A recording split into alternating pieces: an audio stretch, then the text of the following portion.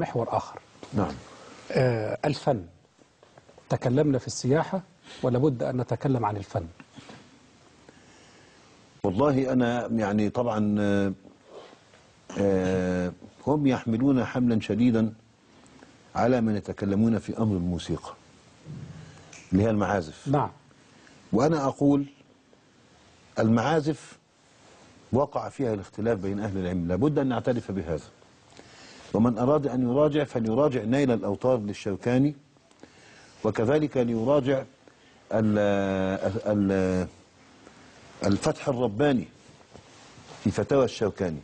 أورد مبحثا طويلا يبين فيه أن ناسا من السلف سواء كانوا من المتقدمين أو من المتأخرين كانوا يقولون بجواز السماع للمعازف. نعم.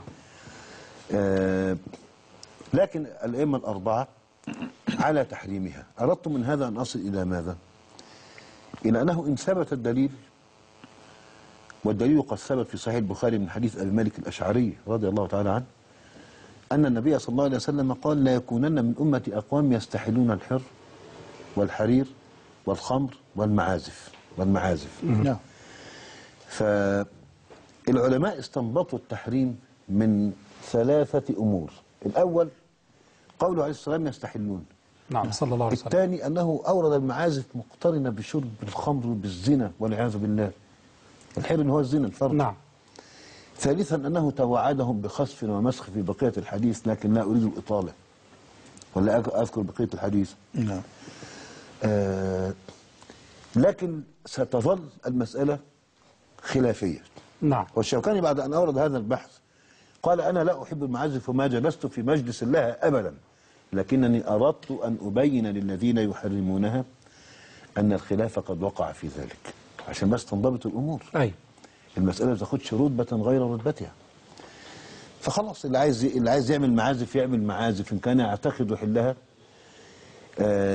لكن نحن لن ننتقل عن حديث رسول الله صلى الله عليه وسلم. الإمام أحمد يعني ذكر أن الذي يعرض عن حديث النبي صلى الله عليه وسلم قد يضرب الله قلبه عز وجل بالنفاق والعياذ بالله. وروى البيهقي في المعرفة بالإسناد الصحيح عن الشافعي رضي الله عنه قال: أجمع المسلمون على أن من استبانت له سنة رسول الله صلى الله عليه وسلم لم يجوز له أن يدعها لقول أحد كائنا من كان. أنا كنت مع الموسيقى الخفيفة بتاع والكلام هذا القبيل، كنت شغالها وأنا الحمد لله. فعايز أقول لحضرتك إن دي مسألة ما دام وقع فيها الاختلاف، عايز تعملها اعملها، لكن صن أذني عنها. ده حكم المسائل الاختلافية، لا تفرض رأيك علي.